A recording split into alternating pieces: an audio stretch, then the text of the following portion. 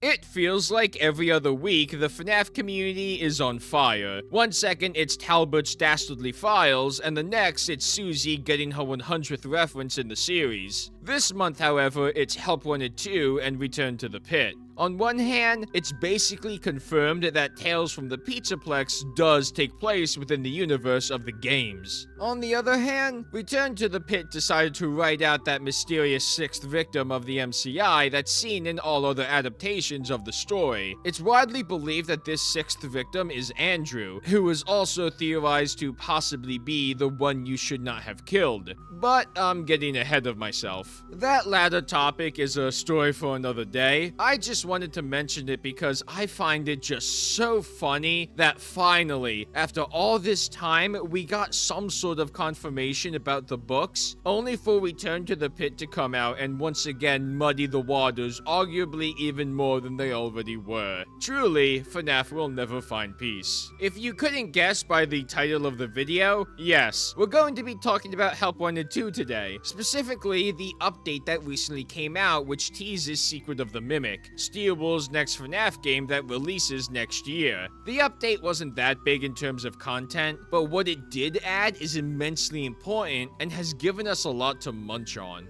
Like I mentioned before, this is definitely a point in the ballpark for Tales from the Pizzaplex being canon within the game's timeline. I mean, you literally have the White Tiger plush, and you have a teaser of what looks like Edwin's factory, which will most likely be the setting of Secret of the Mimic. I don't know about you guys, but to me, it's looking like Tales is definitely within the continuity of the games, for better or for worse. One day I hope to actually break down each of those stories, but before I do that, I really need to finish Fazbear Frights. I know you don't necessarily have to read Frights before jumping to Tales, but my brain says I do. But moving on from all of that, let's talk about what we specifically see in the Help Wanted 2 update before we jump into conclusions and predictions. When you jump into the game after downloading the update, Mystic Hippo will have a new message that hints to where we must start our journey. Activates you in the distant past. Jumping into Sister Location's private room below a level, there's a keypad that you can interact with, which you usually use to get the puppet doll for one of the endings in the base game. Usually you'd put in the code 1983, but if you insert 1979 instead, Glitch Trap will reach out of the drawer and offer the White Tiger plushie I mentioned before. After taking the plushie, you'll now find it in the hub area of Help Wanted 2, and upon checking the character gallery, you might notice the Mimic is now an option to look at. Mystic Hippo will also have yet another hint for us. A poor performer must be spry. Tomatoes are in short supply. We toss whatever may be by. A solid hit will make one cry. Hopefully you've played the game enough to unlock some food items in the hub area, because you need at least something from the counter to throw at the costumed Mimic. After successfully feeding the Mimic its lunch, you'll hear a violent cry before the entrance of the hub area opens, allowing you access to the outside. However, I hope you aren't expecting freedom, because the only thing that awaits us when we head out of those doors is the abyss. And a big music box. If you've seen the Secret of the Mimic teaser trailer from August of this year, you might recall that this is the same music box a certain clown-themed animatronic resides in. With that in mind, let's see if Jackie wants to play.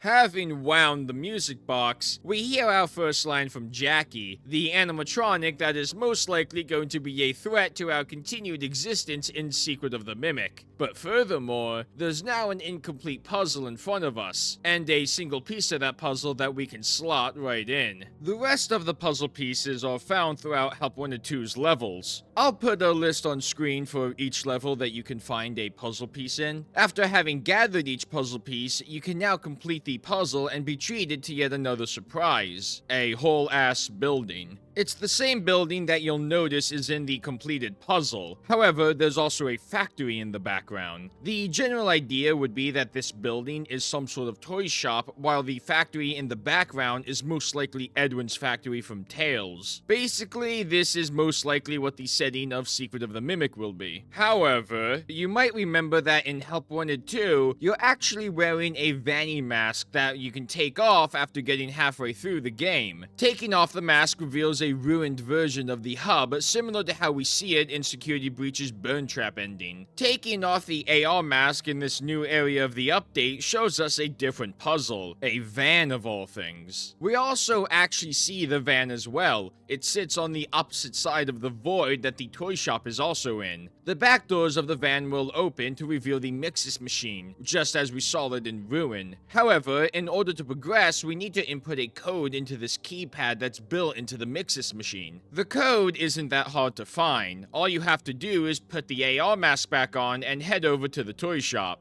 In front of the entrance to the toy shop is a mailbox, I believe. Anywho, it has the code for the keypad on it, that being the numbers 4625. Heading back over to the Mixus machine to put in the code, and once again, we're met with yet another surprise. 4625. Oh.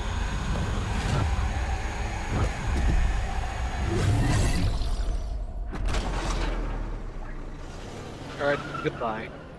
Mexus, the digital rabbit creature that we previously saw in Ruin, briefly climbs halfway out of the machine before slipping back into it. Afterwards, the van doors close and the vehicle drives off into the darkness. For all intents and purposes, that's all she wrote. We'll have to wait until Secret of the Mimic to see what this all truly means. However, I wouldn't be making this video if I didn't have some thoughts. For starters, I think this basically implies that both endings of Help Wanted 2 are canon. One just happens before the other. If you aren't aware already, the general consensus is that we play as Cassie's dad in Help Wanted 2. Throughout the game, we get a few implications that the player character is somehow special, and that we apparently have children. What makes you so special? What makes you so special? You look like you got kids.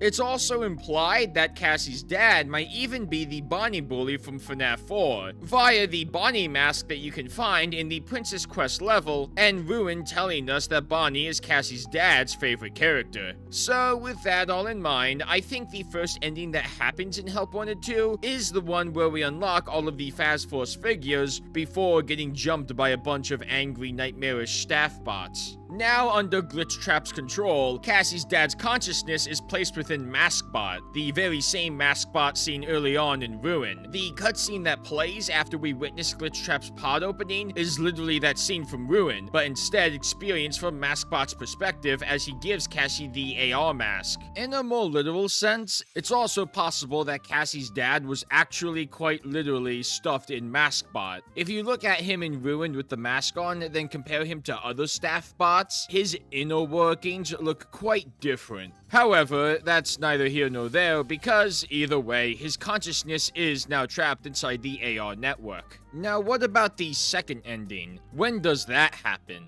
Well, with the Maskbot scene in mind and Ruin's story, I think the Princess Quest ending happens either during the events of Ruin or not long after. Before we get into why I think that, let's go over what we see in the Princess Quest ending. After acquiring all 6 dolls that represent the MCI and Charlie, we're given a purple glitching coin that we can slide into the PQ arcade machine in order to play it. At first, it plays like the other PQ arcade machines seen in Security Breach. However, the difference here is that you, the player, get to fill the shoes of the princess after being given her sword. Instead of controlling the princess and fighting monsters, you take that sword and make your way through the level. You eventually reach a graveyard where 6 gravestones reside, and next to each gravestone is one of those dolls I mentioned previously. If you light the gravestones in the correct order, the door on the far side of the area will open. Although, if you put in a slightly different sequence, you'll gain access to a small secret area where a chest resides. Upon opening the chest, you'll be given that Bonnie mask that I also mentioned earlier. Continuing onward down the corridor, we're met with the old man we previously saw at the beginning of the arcade arcade level. Interacting with him allows us to hand over the AR Vanny mask, and in return, the old man gives us the glitch trap plush originally seen in the first Help Wanted. Then we're allowed entrance to the sister location elevator, and after taking a short trip, we're brought to the inside of a massive claw machine, while a huge version of Vanny towers right outside it. Moon appears, and we give him the glitch trap plush. He proceeds to carry it over to the claw machine's drop zone and gives it to Vanny. When she reaches down and retrieves the plush, glitch trap as we saw him in Help Wanted now stands in her hand, albeit much smaller in contrast to the huge rabbit in front of us. In any case, Vanny proceeds to crush glitch trap between her palms before waving at us and disappearing into the dark. Once again, that's all folks. So, what's happening here? Why is Vanny here after we presumably freed Vanessa from Glitch Trap's control and security breach? How does this tie back to Secret of the Mimic and the Mimic in general? Well, if you didn't already know or couldn't guess, Glitch Trap is the Mimic. More specifically, a digital manifestation of the Mimic program that's taken on the persona of William Afton. Considering that we see the Mimic in Ruin and the next game is all about him, the Mimic doesn't die here by any means. Glitch Trap, however, does. What we're seeing here is the Mimic's Glitch Trap or Afton persona essentially being erased or destroyed, whichever way you want to put it. Fun fact, the achievement that you get for completing this ending is called Consequences, accompanied by a description that reads, System threats found, repair complete. The system threat would be Glitch Trap, and after having acquired all the memories that tie Glitch Trap to the past, we're able to actually destroy Glitch Trap once and for all. But contrary to what some might believe, the Mimic program itself is not a virus. It is an intelligent AI that only knows what it's fed.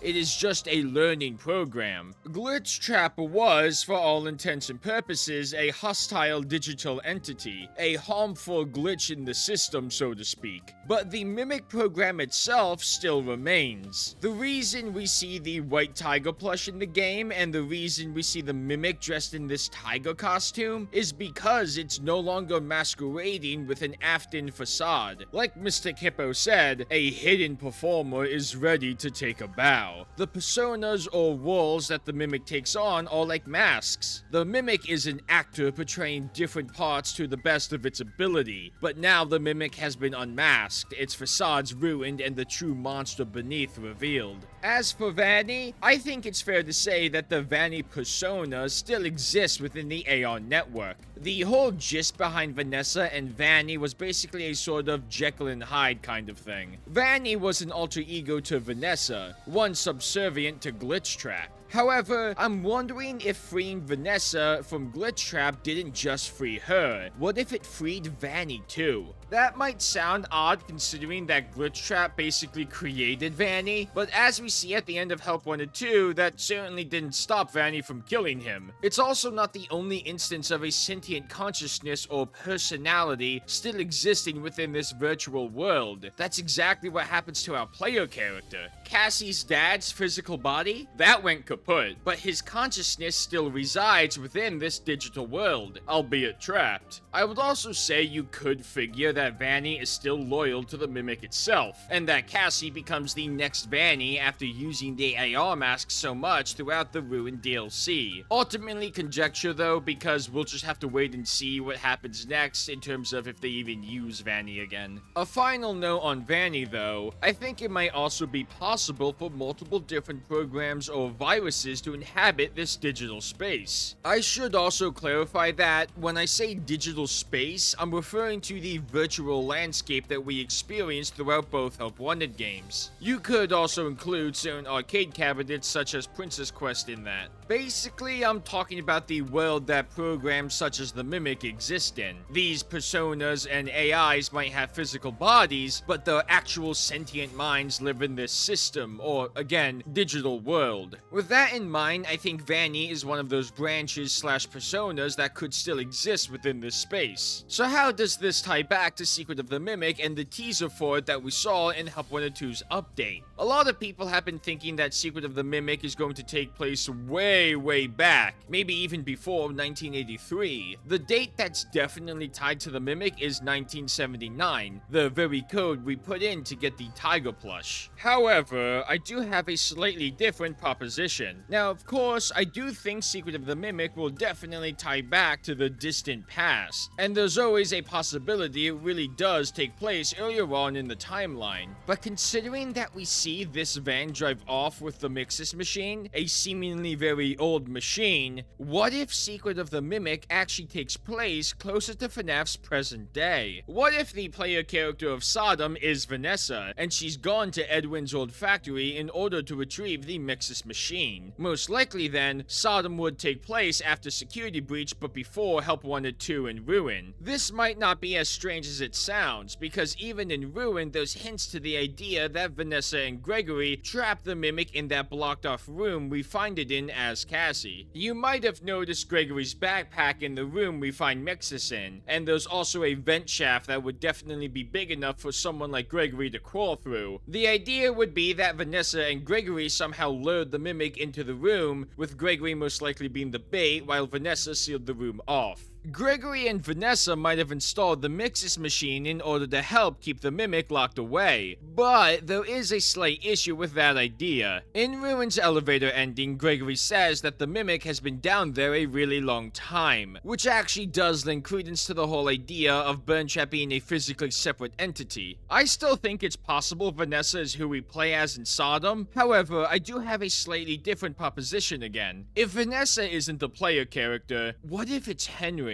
What if Henry was the one that retrieved the Mimic from Edwin's factory and locked it away below the surface of what would be FNAF 6? Henry might have imprisoned it with the intention of it burning along with the rest of everything and everyone. Generally speaking, it's believed that FNAF 6 takes place in 2023, and Security Breach might take place in 2035, or at least around there. If we say the Mimic has at least been down there within that period, well, that would certainly be a long time. However, it wouldn't necessarily be the first time his plan to end things once and for all somewhat went awry, i.e. after surviving the fire, albeit in a comatose state while experiencing Ultimate Custom Night. Beyond all that though, I don't think Jackie is literally the Mimic by any means. I think Jackie is most likely just an animatronic that was infected by the Mimic program. Furthermore, I definitely think it'll be revealed that Eclipse is actually a much older animatronic that was made around the same time as the Mimic. I don't think we'll actually go to or see this supposed carnival or circus that John FNAF and Game Theory have proposed in their theories. I think that'll most likely be the game after Secret of the Mimic. Now, I wouldn't be surprised if we do see something regarding that in Sodom, but I don't think it'll actually physically appear. It's kind of wishful thinking, but considering what Help 102's update actually gave us, I think it's very likely we'll actually see some more connections between the Mimic, David, and its creator Edwin Murray. This is, after all, Edwin's factory, but we'll just have to wait and see what Secret of the Mimic actually has in store for us. In any case, I hope you enjoyed the video. If you have any opinions on what I've said or your own predictions, feel free to leave your thoughts in the comments below. I always enjoy seeing and hearing other people's takes on a theory. If you're really feeling gracious, I also wouldn't mind if you left a like or even subscribed.